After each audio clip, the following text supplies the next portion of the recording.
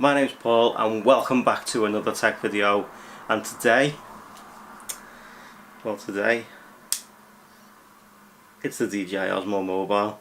So without further ado, let's get started. So I've been using this now for a few months and I absolutely love this thing. This thing is one of the best things I've ever bought.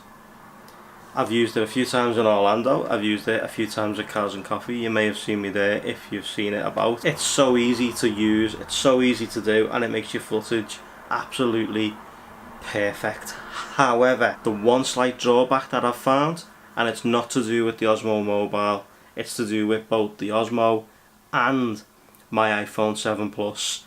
Because both have got image stabilization anyway, what's happened is they both counteract each other. So in the footage you're going to see a bit later on in the video, you're going to see some warping across the top of the screen, and what that is, it's the image stabilization from the phone and the gimbal working together, and they're trying to counteract each other to get the best possible footage. However, unfortunately, it just doesn't seem to work that way. But what I've found is if you don't use the DJI app on your phone to control the camera, if you just use Apple's own camera, you get some absolutely smooth, buttery footage. I'm going to talk about first, before we jump into any type of footage that I've taken, we're going to talk about the OSMO mobile first. Battery life on this thing is absolutely phenomenal. We used it for, I'd say, a good 5 to 6 hours straight over in Orlando, and it never died. It was flashing red, but it never died on me that day. The battery in it, if we turn it off, the phone obviously just does that and it just sits. The battery goes into the bottom down here, and what you've got is this is DJI's very own battery. So this is the battery that DJI provide you. Now this battery is 980 milliamps. So obviously, you know, if you think about that in a phone, it's not that much. But in a gimbal, it's perfect. It does the job. It just slides into the bottom like that. Push it back in. You get the little pull tab for when you're done, for when you eject it. Close the little lever. Lock it down, and it's in place. And then to switch it on, you just use the on-off switch on the side, just here. I'll talk you through some of the features of the gimbal right now. Shutter button on the bottom. Record button here. Move it around. You can move, obviously, if we switch it on again. You can move it around manually by using this tilt, and you can pan. Then you just click the middle button on the back, the little trigger button, and it puts it back into place for you, so it's nice and stabilized. The trigger button at the bottom at the back can also be used for other various things as well. Like when you're actually shooting, you keep hold of this and it locks it in place for while you're shooting. You'd have to adjust the slider at the back to get your phone into it. Now I'm using the iPhone 7 Plus right now, and that's a fairly big phone to fit into here, and it's still got some room. If you unhook it all the way, you've still got some room in here for a bigger phone like maybe the Note series or the Nexus series, you know, anything like that you've still got. It works perfectly with this, so it is really good. I really have enjoyed using this. This on the side here, you actually unscrew this. This is actually for DJI's tripod mount. So you mount this onto a tripod from DJI and you just leave it to do its thing. Now I've actually used this for some time lapses. I've used it for panoramic photos, and it's absolutely phenomenal. You literally just set it up, keep it straight or sit it down wherever you want to do it, and let it do its own thing. Some of the footage that I've got from it has been absolutely fantastic.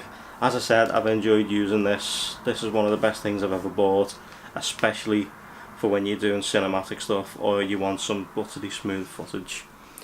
So now here's some footage that I took while I was walking into Universal. Now bearing in mind you've got this in front here, yeah?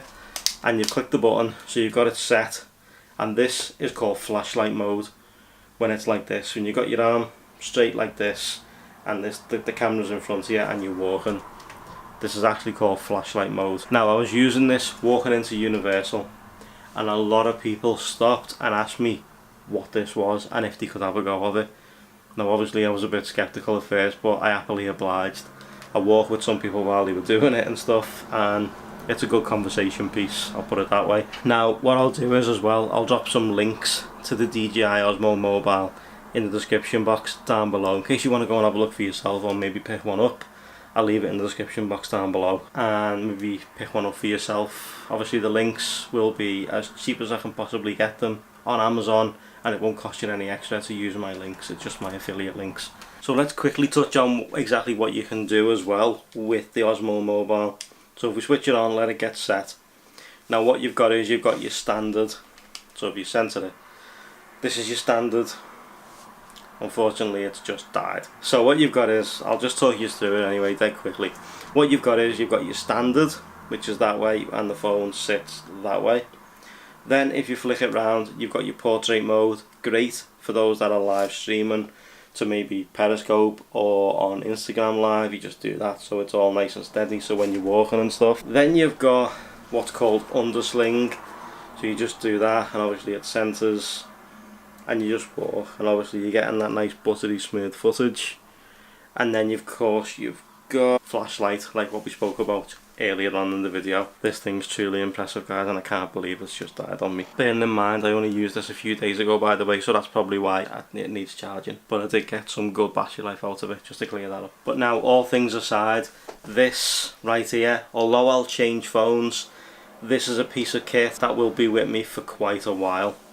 I'll be using this when I go to Orlando again. I'll be using this in IAPA for when we're walking through the convention centre to get some buttery smooth footage for you. So be sure to stay tuned for that. The only problem that obviously lets it down is the fact that an external microphone can't be fitted to the iPhone when this is in, because of the location of where it sits. You can't plug anything in. So unfortunately that's the only thing that lets it down, is an audio perspective.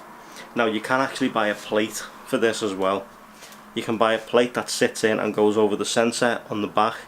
And what that does is it allows you to attach your GoPro into it, so you can also use your GoPro with it. Whereas GoPro's camera grip is only for the GoPro, and that's it, because it slots in and closes. You can actually use your GoPro with the Osmo Mobile as well as your phone. Any phone will fit in it, any phone can be used with it. It doesn't really matter what it is, because it's just another stabilizer. It doesn't have to be an iPhone. I really hope you've liked this video, guys. Thanks so much for watching. I truly appreciate it. You guys have been absolutely awesome lately. Be sure to give this video a big like for me. Subscribe if you're new. I'll catch you all in the next tech video. Take it easy, guys. See you all later. Maybe it was you, something in the room that illuminated me. Cause I was in the dark, wrestling the scars, but you took away everything. Maybe this is more than